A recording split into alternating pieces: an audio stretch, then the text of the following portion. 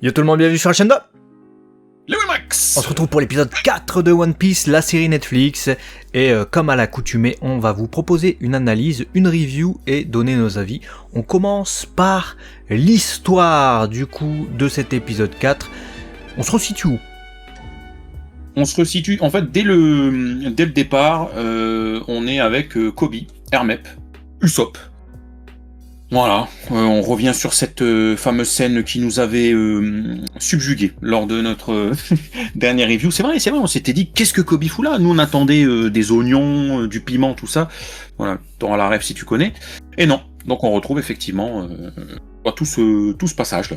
Voilà, c'est ça, on retrouve les marines. Alors c'est pas directement le tout début de l'épisode, mais disons que c'est ce qui va nous concerner principalement, hein, puisque on a une sorte d'enquête, en fait. On a l'enquête des marines sur cette affaire de pirates. C'est tout à fait différent du manga, je vous le dis pour ceux qui n'ont pas lu le manga. Dans le manga, on n'a pas les marines à Sailrep Village, ils sont pas là. Donc on a en fait, j'ai l'impression la construction un peu l'avancée du rôle de Kobe en parallèle, en filigrane de Luffy. Finalement dans cette série, on le retrouve dans absolument tous les épisodes avec son rapport avec Garp, son rapport également avec Hermep qui est un caillou dans la chaussure de Kobe, je trouve, hein, puisqu'il permettrait à Kuro de s'échapper. Hein. Certes ils ont récupéré Luffy et ils ont l'impression de l'avoir capturé, mais Kuro il peut se faire la malle. Il les embobine dès le début de l'épisode. Oui bonjour, on sonne à la porte, alors vous êtes des pirates on nous a dit. Mais non pas du tout, je vois pas de quoi vous voulez parler, mais effectivement il y a un pirate qui est venu dîner, qui est venu souper, je vous le livre. Et ils partent avec Luffy. Je te jure, tout le début de l'épisode j'ai halluciné, j'étais comme ça. J'étais en mode Hein. Un sketch. Là, c'est un sketch. Parce qu'en plus, dans le fond, t'entends. Et il fait, j'ai entendu quelque chose là. Non, c'est rien. C'est juste que bon, ça doit être mon major. Ouais. Il fait la maison craque, elle est vieille, c'est normal. Non. Okay, J'y ai pas cru cette scène-là. Je n'y ai absolument pas cru. Je me suis dit, déjà beaucoup de changements. On s'y attendait. On critique pas l'adaptation, hein, les amis, parce que j'ai vu dans le dernier. La dernière review, c'est quelqu'un qui dit oui, mais c'est une adaptation, il ne faut pas s'attendre à que ce soit un copier-coller. C'est ce qu'on dit toutes les reviews. C'est ce qu'on dit toutes les reviews. Mais il y a adaptation et adaptation. Il y a adaptation et changement drastique. C'est ça le truc. D'ailleurs, on le voit que c'est une adaptation, on va reparler dans la réalisation et tout ça, les choix qui ont été faits. Bon bref, le truc des marines, ça va nous concerner pendant un petit moment, mais on a également un autre segment qui est intéressant, également des allers-retours dans le passé avec Zoro. Il est dans le puits, il a été balancé déjà, il est pas mort, hein. Donc ça c'est une bonne nouvelle, parce que le puits est quand même haut, je sais pas si vous avez remarqué. Par contre, Merry lui est bien mort, ça c'est véridique. Dans le manga aussi il se fait planter, mais il meurt pas. On va voir que ça a une incidence, le fait qu'il soit vraiment mort là dans cette série live. Zoro, quant à lui, du coup, ça nous permet de découvrir son passé au village Shimotsuki, qui est d'ailleurs le nom de Kuina, sa rivale et amie, où il suit les enseignements de Kyojuro, je crois il s'appelle. Je crois que c'est Kyojuro, Shimotsuki, je crois, comme ça, ouais. Et du coup, le père de Kuina. Zoro perd tout le temps contre celle-ci. En tout cas, Kuina, elle lui propose de venir avec un autre katana. Petit clin d'œil au fait qu'il en aura 3 in fine, alors que là il se bat avec 2 katanas. Et on voit qu'il perd encore. C'était pas mal en fait pour montrer véritablement d'où vient Zoro. C'est-à-dire que là on a l'impression que c'est un sabreur hors pair. C'est un chasseur de pirates, il tue tous les pirates qui croisent sur sa route et il est invincible quasiment. Mais en fait, à la base, il perdait tous ses combats, le gars. Et c'est parce qu'il y a eu cette rivale, parce qu'il y a eu cette promesse avec Kuina qui ensuite est décédée, où il va hériter de sa volonté et de son katana, le Wado Ichimonji, donc c'est le katana blanc qu'il met dans la bouche. C'est parce qu'il y a eu tout ça qu'il est ce qu'il est aujourd'hui, en fait. Ouais, non, ça c'était... En tout cas, à chaque fois qu'il y a des flashbacks et qu'on expose le passé d'un personnage, c'est perspicace. Là, ça l'est, c'est super important, ça renforce l'attache qu'on a envers Zoro. Et de ce point de vue-là, moi j'ai trouvé ça efficace d'avoir ce flashback, vraiment. Même si je te mens pas, on a très rapidement ellipsé l'histoire du puits, mais je te jure que quand j'ai vu Zoro qui avait même pas une égratignure, mais même rien, et que on voit justement, alors certes c'est la réal, mais on voit le puits qui est big sa mère, parce que la caméra elle monte pendant 2h30, je me suis dit, il y a personne en vrai qui tombe, qui se fait pas au moins une blessure, une coupure. Même dans le enfin, manga, il saignerait de la tête ou quoi. Là, il a même pas une égratignure. C'est vrai que moi, ça m'a sorti. Enfin, ça m'a bizarre. sorti. Je me suis dit, oh putain. C'est pas très logique. C'était Même s'il y a un Ouais, peu c'est- d'herbe, tu vois quand même que l'herbe elle est sur les côtés, donc il serait pas tombé dessus. Je sais pas, bah oui, déchire-lui son vêtement, mets-lui une Oui, épaule il fait le ensanglantée, saigner de la je sais pas, tête comme dans le manga, saigner de la bouche, je sais pas, une égratignure, là, le bras, un peu, je sais pas. Ouais, Là, c'était pas... trop, en fait. C'est des éléments qui me Hmm. sortent, moi. C'est des trucs, je me dis, oh, pff. Et ça me casse, en fait. Bref, on reprend, du coup, sur ce qu'on disait. Après le passé de Zoro, il y a un autre point qu'on va pouvoir souligner, parce que c'est quand même quelque chose qu'on attendait. Parce que, rappelez-vous, l'épisode dernier, on s'était dit, bon, bah donc, Bluchi et Cham, ça va se terminer comme ça. Bon, finalement, les Black Cats, hein, au sens large, va y avoir fight. Bonne surprise. Zoro, etc. Oui. Je t'avoue que j'aurais été déçu qu'il y ait vraiment rien. Là, au moins, on voit les Black Cats en action. Usopp aussi qui passe par la fenêtre, comme il avait dit dans l'épisode précédent. La petite ref était sympa du coup, parce qu'il passait par un passage secret. Je me suis dit, mais d'où il passe par des passages secrets Usopp? Dans le manga, il lui parle qu'à travers la fenêtre à Kaya. Et là, il dit, bah la prochaine fois, je passerai par la fenêtre, dans l'épisode 3. Il passe par la fenêtre dans l'épisode 4. Donc le clin d'œil était sympa, sauf que là, cette fois-ci, elle croit plus à ses pipeaux. Elle le croit plus. Elle lui met même une claque, comme dans le manga. Sauf que là, je me suis dit, mais on n'est plus dans One Piece là, parce que le gars, il doit faire face à la réalité, il doit se barrer. Mais il y a un bon truc, c'est quand même, il dit, bah non, je vais pas me barrer comme un lâche, je vais rester ici pour te protéger. C'est vrai qu'il était un peu, comment dire ça. Bon, le fait de lui tenir le bras et tout ça, il le fait aussi dans le manga.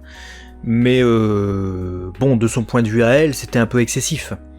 Donc forcément, là, le fait de ne rien faire mais rester juste là pour la protéger, ça lui montre quand même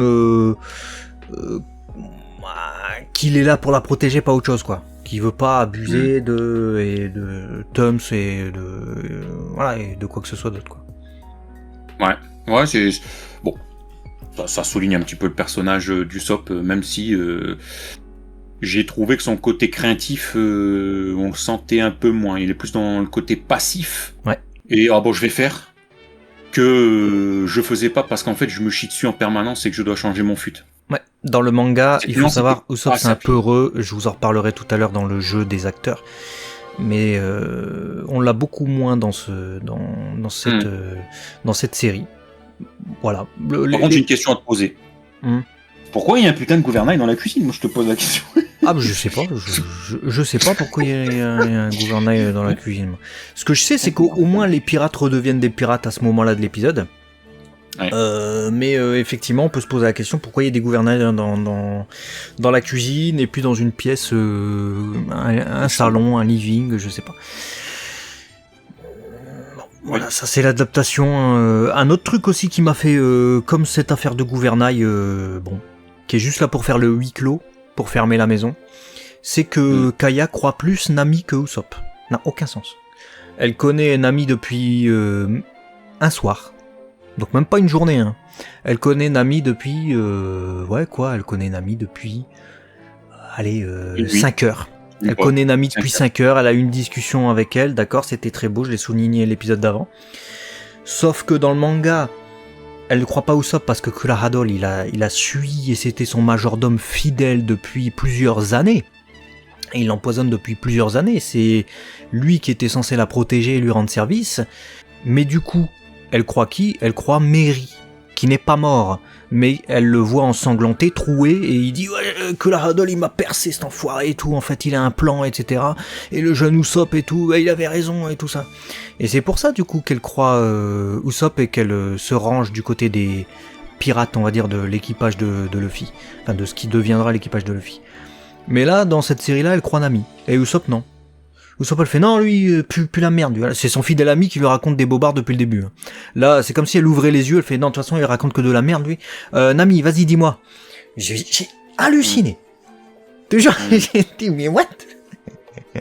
Je dis rien, là on est dans l'histoire, je vous donnerai mon avis sur tout ça à la fin, mais ouais, c'est marrant ce que tu dis. Bon, on a des phases quand même, on a Luffy qui est déter, en gros il calme Kobe. Tu dis à Kobe, tu me suis, en gros, me suis pas. Me suis pas, Kobe fait d'accord, je suis pas en fait. C'est ça, voilà. Problématique réglée, Zoro qui sort du puits, Kobe il fait ah d'accord, ok. C'était très facile, encore une fois. Ah Mais ouais, c'est- Mary, on a la confirmation qu'il est mort, hein, lui, vu qu'il sort pas du puits, du coup. Et du coup, ça va avoir une incidence, je vous le disais tout à l'heure, c'est qu'à la fin, quand les problèmes sont réglés, c'est Kaya qui donne la caravelle. Et Luffy qui décide, en hommage à Mary, du coup, de renommer ce bateau le Vogue Mary. Le Going Mary, ou comme vous voulez. Merigo en japonais. Bah ouais, bon, petite différence, hein, du coup, mais Mary, rip, hein, son rôle était vraiment très succinct dans cette série. Voilà. Ah ouais, c'est ouais, pas, ouais, c'est il pas... a juste fait la panique dans une cave à vin et voilà, c'est fini. Voilà, c'était belle à peine. Si t'aimes le vin, voilà. Disons qu'il a pourri l'ambiance. Voilà. Bon, par contre, Kaya, même si elle a pas cru au Tums d'Usopp, elle dit quand même qu'elle écoutait ces histoires parce qu'elle voulait du divertissement, des aventures, et elle lui dit de partir vers ces aventures à la fin de l'épisode. Ce qu'il va faire justement, et ça justifie un peu plus la séparation de Kaya Usopp. Donc ce qui est plutôt pas mal, ils arrivent à raccrocher les wagons, j'ai trouvé à la fin de l'épisode. C'est juste dommage qu'on ait cette scène de bisous là, qui est en mode... C'était déjà amené avec l'épisode précédent en fait, hein. C'était en mode ah oui tu vas la choper, tu vas pas la choper. Ah, disons que tu passes de la subtilité à l'action. Manga, oui, on s'en fout de ça, tu vois. C'est... Ouais, puis c'est incohérent avec la scène juste d'avant que tu disais où en fait Usopp dans un moment grave elle le croit pas, mais elle croit en ami une étrangère, mais elle se retrouve intime à l'écran à faire un bisou à un gars parce que elle est censée partager beaucoup de choses avec lui. Il y a un truc qui va pas. Ouais, il y a un truc qui va pas. pas. Il y a un raccord qui se fait pas en fait dans l'investissement relationnel. Il y a un moment donné, si tu crois pas quelqu'un dans des moments graves, tu te mets pas en couple avec en fait, parce que la confiance c'est le ciment. Bon bref, bon c'est pas grave. C'est la caricature un petit peu de leur relation, j'ai trouvé qui était soulignée. Kulo il se fait la malle tout seul. Hein, surtout que je voudrais rajouter un truc sur ça. Je viens de réaliser en fait, hein, mais Usopp il sauve pas vraiment Kaya dans cet épisode en fait. Non, tandis que dans le manga, il n'y a pas de bisous, il n'y a pas d'histoire de ah ouais ils vont se mettre en couple ou je sais pas quelle connerie. Il y a juste il la protège, il veut tout faire pour la protéger et il va la protéger et il confie même sa vie à son fidèle équipage à lui, c'est Oignon, Piment et Carotte dont je vous ai parlé dans le dernier épisode, qui sont 3 enfants du village qui sont les seuls à croire en Usopp. Et du coup, ces 3 enfants vont protéger Kaya en attendant qu'Usopp arrive pour la protéger à nouveau. Donc il sauve Kaya d'un personnage qui est pas là malheureusement, Django. C'est ce personnage du coup inspiré à la fois de Steven Tyler d'Aerosmith et de Michael Jackson dans les Mimiques, qu'on n'a pas du tout. Et c'est un gros manque en fait. C'est un énorme manque dans l'animé puisque comme on n'a pas ce personnage, et ben on n'a pas tout un pan de l'histoire avec faut protéger Kaya. Voilà. Kulo, alors pour l'histoire de Kulo, le gros changement c'est qu'en fait dans le manga on a vraiment un flashback avec Morgan. Il y a vraiment Morgan qui se fait hypnotiser par Django, où il va croire véritablement avoir arrêté Kulo. Là c'est pas le cas dans cette série vu qu'il n'y a pas de Django l'hypnotiseur. Donc, Voilà du coup pour les grandes lignes de l'histoire, hein. Et puis à la fin ils obtiennent le bateau, on l'a dit, et puis ils sont repartis sur les mers. On va passer au casting. Du coup, ce qu'on a à dire sur le casting. Le casting, moi je voudrais commencer avec Usopp, du coup, vu qu'on attendait d'en voir plus avec ce personnage, etc. Et bah écoute, j'ai trouvé que c'était comme pour l'épisode d'avant. Il y a du bon, du moins bon. Déjà, en tout début d'épisode, c'est la scène où il arrive devant la porte du manoir et où justement il est censé être inquiet. C'est lui le pirate, etc. Il fait comme ça. J'ai trouvé qu'il jouait super mal l'inquiétude pour Kaya. Mais super mal. Et je me suis dit, oula. Je me suis dit, ça va être le membre d'équipage qui va dénoter par rapport aux autres. Je me suis dit, c'est dommage. Et puis après, bon, je trouvais que sur la peur, genre j'ai peur, etc. Déjà, on apprend que c'est un peu heureux qu'au milieu de l'épisode 4. Je n'ai pas compris. Normalement, c'est un froussard dès le début. Savoir que dans le manga, il nous est présenté déjà dès le début, c'est un froussard menteur. Là, on apprend que c'était une araignée. Non, en fait, il a juste peur du noir, tu vois. Et le fait qu'il se cache avec Kaya et tout ça, et qu'il ferme les yeux et tout, on nous montre que c'est un peu heureux. C'est bien, parce que c'est un des traits de personnalité d'Usopp. Mais ça arrive tardivement. Ça, il sait jouer. Bon, c'est pas bien compliqué. L'émotion fin d'épisode, ça allait, j'ai trouvé. Donc vous voyez, il n'y a pas que du... C'est équilibré, Mais du coup, c'est dommage que des trucs comme l'inquiétude qu'il devrait avoir en début d'épisode, il ait pas su le jouer correctement. Voilà. Ouais, moi j'ai trouvé qu'une des meilleures de ses prestations, c'est quand il se dispute avec Kaya à un moment. Enfin, disputer, oui, il se dispute un petit peu. C'était assez intense dans leur jeu, on y croyait, on va dire, mais c'est vrai que bon, il y a manqué un petit peu de cette subtilité à la fois exagérée pour Usopp. Parce que Usopp, c'est un casse-os qui ne cache pas son inquiétude. Il a voulu faire ça peut-être un peu plus tranquille, mais justement, il en a manqué. Bon, voilà. Bah, il a l'air bon dans la connerie, mais ouais, dans Ouais, certains... mais c'est pas que ça, Usopp aussi. Bah ouais, c'est ça. Après, c'est ça le bon, problème. Zoro jeune, plutôt pas mal. Bon, Ah ouais. Alors, dans les émotions, oui, il s'est pleuré. Ouais, bah c'est le seul truc de bien en fait. J'ai trouvé très surjoué en fait. En fait, j'ai trouvé qu'il était jeune dans l'actorat. J'ai ressenti sa jeunesse. Et en fait, au début, dans ses intentions, dans la colère et tout, je le trouvais surjoué en fait dans son truc. Par contre, la partie larmes, tristesse, c'était juste ouf. Donc, il m'a surpris sur ce passage-là et il m'a un peu... Ah, je veux pas dire déçu, parce que c'était dans l'ensemble c'était bien. Mais je suis... il en fait un peu de trop. Tu vois, un tout petit peu de trop. Voilà, c'est tout. Ouais, donc je trouvais de la jeunesse en fait. Moi j'ai retrouvé un jeu à la japonaise. Après, ça m'a pas sorti. Moi, ce qui m'a sorti, c'est surtout la phrase de Kuina qui est très logique dans le manga, qui est oui, mais un jour tu me surpasseras en taille, en force et en vitesse. Mais c'est déjà le cas en fait. C'est déjà le cas vu que t'as casté Zoro qui fait 1m80 alors qu'il a 12 ans. Alors que dans le manga, c'est un minus, Zoro. C'est un minus quand il est petit, et c'est pour ça que Kuina lui dit ça. Un jour, tu me surpasseras en taille, en force et en vitesse, parce qu'elle est plus grande que lui. Elle est plus forte que lui, à ce moment-là. Mais elle les réalise sur le fait que c'est une fille, et lui deviendra un homme. Voilà. Donc du coup, c'est pas crédible. Même ces arguments, qui sont démontés par Zoro pourtant, mais ils sont déjà pas crédibles de base. Ce qui est dommage. Kuina, ils ont choisi une actrice typée asiatique, ce qui est plutôt logique. Elle est japonaise, Kuina. Par contre, les perruques bleues, je peux toujours pas, ou la teinture bleue, là même, le bleu peut être adapté en noir en live action. Je comprends pas l'intérêt de mettre des cheveux bleus, c'est ridicule en fait. C'est ridicule. Ouais. Ridicule. Moi, j'ai pas trop été dedans en fait avec l'actrice. Je sais pas, je l'ai pas très personnellement. Ça, c'est vraiment mon avis très personnel. Je crois que c'est Audrey Simon qui joue ce rôle-là. J'ai pas retrouvé Kuina en fait. Il m'a manqué un truc. J'ai retrouvé Kuina dans le sens où ses actions par rapport à Zoro, mais je trouve qu'elle est beaucoup plus sévère et elle sourit jamais quoi. Alors que dans le manga et l'animé, elle est beaucoup plus joviale. Tu vois, l'instant où elle est plus sérieuse et tout ça, bon, quand elle combat et où elle dévoile ses sentiments et son inquiétude par rapport à ce qu'elle va devenir, elle, à Zoro. Mais le reste du temps, bon, tu la vois quand même un peu plus souriante, Kuina. Là, c'est vrai qu'elle a envie de taper des mères, quoi. Ouais, puis même physiquement, il manquait un petit truc pour coller un peu plus. Bon, après, c'est tous une adaptation. Mais voilà, après, un truc que je voulais souligner, c'était la palette finalement de l'acteur qui joue Kuro, j'ai pas son nom. J'ai trouvé que dans cet épisode, il s'est éclaté. C'était son épisode. Et je me suis dit, tiens, il a une belle palette. Voilà, une belle prestation de l'acteur. Il a joué la folie, il jouait en même temps le guindé, en même temps le taré. Je me suis dit, bon, il a joué son rôle, quoi qu'on en dise. Non, je suis plutôt d'accord. Et puis d'ailleurs, ça nous permet de faire une belle transition avec le visuel. Je l'ai trouvé plutôt stylé, même en pirate. Il en impose un peu plus. Voilà, il se dévoile en tant que pirate avec sa tenue et avec ses griffes et tout. C'était bien, et c'était déjà mieux aussi, même au niveau des effets de vitesse. On avait reproché ça à l'épisode d'avant. Là, j'ai trouvé qu'ils étaient un peu plus visibles et un peu plus crédibles en combat. Malgré tout, combat, bon, on en reparlera dans la réal, mais c'est très très limité.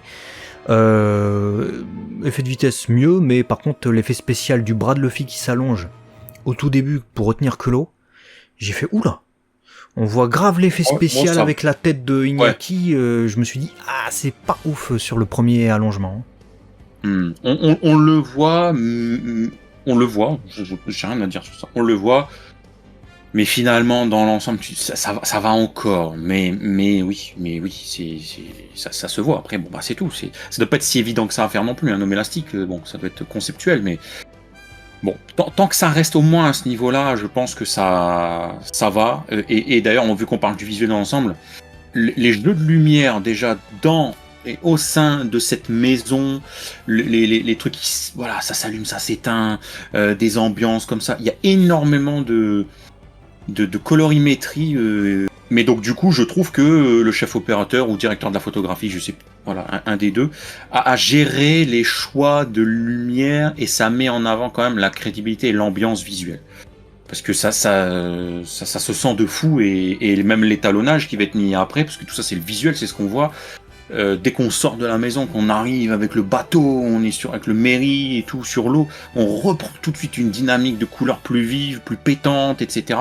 Et vous allez voir que ça va jouer énormément dans mon avis tout à l'heure. Voilà. Ouais, plutôt beau. Alors, il y a certains détails, par contre, certains trucs qui font très props, effectivement, notamment la soupe. La soupe, je veux bien qu'on nous dise c'est une soupe empoisonnée, mais bon, comment ne pas t'en douter quand tu vois que c'est de la pâte à modeler, hein. Tu vois ce qu'on a dans la marmite et ce que Luffy a bouffé, c'est de la pâte à modeler, hein. C'est ce que tu donnes à ta fille pour jouer. Tu vois que c'est pas un truc à ingurgiter, je pense, normalement. Donc voilà, ça m'a un peu choqué. On a enfin les vrais looks de Cham et de Butchi qui ressemblent plutôt au manga, même si Butchi il a un t-shirt et on voit pas son gros bide. J'imagine que l'acteur, voilà, il voulait pas nous montrer ça. Réalisation, ça rejoint ce que tu disais, on était vraiment dans un film d'horreur. Donc c'était pour ça qu'on avait autant de jeux de lumière et qu'on jouait autant avec la pénombre et les éclairages, des éclairages pas très naturels, mais du coup, pour jouer avec la peur et l'inquiétude, on est dans une maison cloisonnée. Et ensuite on a même Kulo qui déambule dans la maison en prononçant le nom de Kaya, ça c'est des effets de film d'horreur en mode je cours après toi, le chat et la souris, le chat en plus ça va bien avec lui, traînant même ses griffes sur les murs, tu sais, comme dans certains films d'horreur. Donc là je me suis vraiment retrouvé dans une parodie de film d'horreur. C'est juste dommage qu'il se passe pas grand chose, quoi. Il n'y a pas de vrai combat avec Kulo, on a le Gomu Gomu no Kane qui devient Gomu Gomu no coup de boule. Mais y a pas de bataille. Non, on est sur j'ai exactement ce que j'ai mis dans la réal, c'est-à-dire que les angles de caméra sont efficaces et c'est toutes les techniques de film d'horreur. C'est un genre que j'apprécie particulièrement, donc je l'en bouffe et on voit.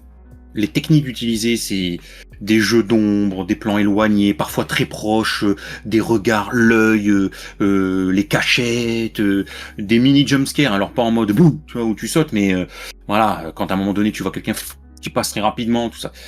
Technique de film d'horreur. J'ai vraiment l'ambiance qu'ils ont voulu retranscrire, c'est obligé. C'était trop. Voilà, tu vois ça, tu te dis bon, ok, je suis dans un film d'horreur là. Donc voilà. Par contre, un truc qu'on peut Mais du coup, c'est pas propice à la bataille. Non, c'est pas du tout propice à la bataille, bien que tu fais un lien parfait. Les chorégraphies, hein, que ce soit le passage Luffy, Kuro, mais surtout Zoro et compagnie là, je me suis dit c'est bien chorégraphié. Ouais. J'ai trouvé ça bien chorégraphié. Alors j'ai trouvé ça à la fois bien chorégraphié dans certains moments, au tout début. Surtout, je me suis dit enfin du combat, enfin Zoro et combat Cham et Butchi, merci. Mais à la fois encore cheap. On voit tous les sauts avec les câbles et il y a certains mouvements qui sont totalement inutiles en fait, que tu ferais pas en combat. Donc déjà tu vois la chute de l'escalier de Cham, j'y ai pas cru. Plein de trucs j'ai pas cru. Le fait qu'elle s'appuie sur Butchi, elle saute avec un câble. Zoro même à un moment il fait un détour, il fait un mini tour. Je sais pas qui s'y fait, mais pourquoi il fait ça en fait, ça sert à rien du tout. Surtout pour pas trancher Butchi, tranche-le en fait. Il est devant toi, tranche-le. Tu tranches dans du lard là carrément. Donc comme dans le manga, mais non. Il y a des trucs comme ça. Donc c'est une scène de combat qui m'a mitigé. C'est-à-dire ça partait bien. Je me suis dit j'étais content. Je vous avoue, j'étais en mode Et puis après comme on a dit, j'étais en mode ouais mais. Ouais. Voilà. Ouais, écoute. Bon, un truc qui m'a un peu plus convaincu, c'est la bande son. De manière générale, j'ai trouvé qu'il y avait quand même des musiques typiques, les musiques glauques, etc. Machin, ça c'était réussi. La musique type nippon justement tu as mis toi dans tes notes sur le début d'épisode, mais aussi dans le flashback et notamment à un moment donné une musique zen un petit peu bouddhiste. J'ai mis dès le début de l'épisode, puis ensuite. Parce que dès le début de l'épisode, on commence avec un thème japonais. Je me suis dit, putain, ils ont mis un thème pour Zoro, et j'étais content, parce qu'on avait eu un thème pour Baggy, mais on n'avait pas vraiment eu des thèmes, ou alors je les ai pas repérés pour les personnages. Là, on a vraiment un thème pour Zoro, on a carrément l'écran titre avec le logo Zoroifié de One Piece, et ensuite on retrouve des thèmes japonais à chaque fois dans les flashbacks avec Zoro. Mais c'était bien que dès le début de l'épisode, on ait cette ambiance où on se dit, ah, il va avoir son rôle à jouer, quoi. Ouais. Ils ont rajouté des petits effets, aussi des petits miaulements sur Cham quand elle se déplace et qu'elle attaque justement dans la scène de combat qu'on vient de préciter. Et puis quelque chose que je pense tout le monde a dû noter, j'espère en tout cas que vous aviez les oreilles ouvertes, le réarrangement du thème We Are à la fin, avec le Vogmeri qui prend la mer, qui prend le large. Ça, c'était chouette, ça, par contre. Ouais, c'était court, mais c'était bien. Avis du coup sur l'épisode, j'ai trouvé qu'il était mieux que le précédent, du fait qu'il y ait enfin de l'action. Le précédent, c'est vrai que c'était plan-plan, je l'ai dit. Les précédents, je les trouvais sympas, en fait, mais parce qu'il y avait le développement des personnages. Dans cet épisode, j'ai pas toujours trouvé le développement des personnages cohérent, si ce n'est peut-être celui de Zoro. Voilà, celui de Kulo, peut-être. Kaya. Usopp, moins. Kobe et Hermep, ils avaient rien à foutre là, enfin des trucs comme ça. Moins d'action aussi du coup. Donc c'était pas encore à la hauteur, j'ai trouvé, des 2 premiers épisodes. Et je dirais même que c'est la deuxième partie de l'épisode où ça bouge un peu qui rattrape l'ensemble de l'épisode. C'est pas impossible parce que mon avis il est un peu plus mitigé que toi, je dirais même, parce que la trame est trop différente, je sais pas, ça peut sortir de l'épisode, ça peut sortir des personnes qui avaient envie de choses un petit peu mieux ficelées. Encore une fois, je répète ce qu'on a dit au début, on sait qu'on est dans une adaptation, j'ai conscience que c'est une adaptation, mais il y a des choix qui sont spéciaux, qui auraient pu être tout à fait différents tout en ne rallongeant pas le rythme. Là, j'ai eu la sensation de me retrouver, c'est ce que je t'ai dit, un peu dans un teenage movie d'horreur, type US. Pourquoi je vous dis ça ? Parce que l'expérience que j'ai accumulée à regarder ce type de film, il y a d'autres styles, les types de films, j'aurais peut-être pas ce retour, mais là, tu enlèves Luffy, tu mets Kevin, t'enlèves Zoro, tu mets John, t'enlèves Nami, tu mets Kimberly, tu les mets dans une maison d'horreur avec un gars qui fait des dingueries parce qu'on est dans un huis clos, tout est fermé, c'est pareil en fait. Et donc j'ai eu l'impression à un moment donné de me dire, ouais, mais parlais à un moment donné, tu dis c'était pas One Piece, quand tu parlais justement d'Usopp qui franchit la fenêtre, tout ça, et toute cette ambiance là, c'était pas One Piece pour moi, c'était les personnages. Alors qu'ils franchissent la fenêtre, si, parce que c'est totalement dans le manga, mais le truc où c'était pas One Piece, c'est l'engueulade entre les deux. Je me suis pas retrouvé dans One Piece là. Ouais, et il y a plein de trucs comme ça qui m'ont pas fait me retrouver dans One Piece, et je pense que c'est le choix de l'adaptation qui a fait ça. Voilà, je me suis dit, ouais, je suis dans un film d'horreur là, ok, c'est bien. Je veux dire, parce que tu le regardes, attention, ça se regarde, ça s'enchaîne. C'est pas, il y a pas un manque d'accroche. Mais à un moment donné, je me suis dit, il faut pas oublier qu'on est dans One Piece, les gars là. Et là, je ne vois pas du One Piece. Je vois les personnages habillés comme ceux de One Piece dans un film d'horreur teenage. J'ai retrouvé mon One Piece, en fait, sur la fin. Quand c'est terminé avec Kulo, qu'on retrouve le bateau, on retrouve ses couleurs, ok, d'accord, en même temps je peux comprendre ça à la limite, cette ambiance, voilà, je me suis dit, là j'ai retrouvé comment dire, pas l'âme, mais le petit truc, la petite plutôt d'accord. Lueur One Piecienne, et je me suis dit, là je retrouve mon One Piece que j'ai eu sur les 2 premiers épisodes. Au moment où le bateau s'en va et qu'il y a Garp qui les trouve et tout, t'as cette musique de pirate, et puis on apprend enfin que Garp c'est le grand-père. Là on était dans One Piece. Avec les marines qui pourchassent les pirates et l'équipage qui est sur son bateau et qui ont leur personnalité et qui sont pas changés, quoi. C'est ça, parce que même l'affrontement contre Kulo, à un moment donné, on est proche du port, voilà, il y a une ambiance, il y a un truc. Bon, là, c'est tout. C'est une adaptation, on a compris, on va pas répéter, mais il m'a manqué la petite étincelle One Piecienne qui a fait que, c'est pas l'épisode que j'aurais préféré de ces 4 premiers. Voilà, c'est pas ce que j'attends de One Piece pour le moment, donc j'espère que le 5 va remonter en flèche sur...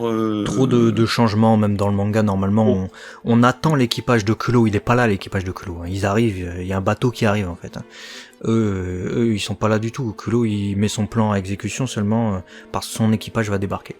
Voilà pour l'épisode, nos avis, donnez-nous les vôtres en commentaire et à très vite sur la chaîne de... Léo et Max, des bisous. À la prochaine. Ciao.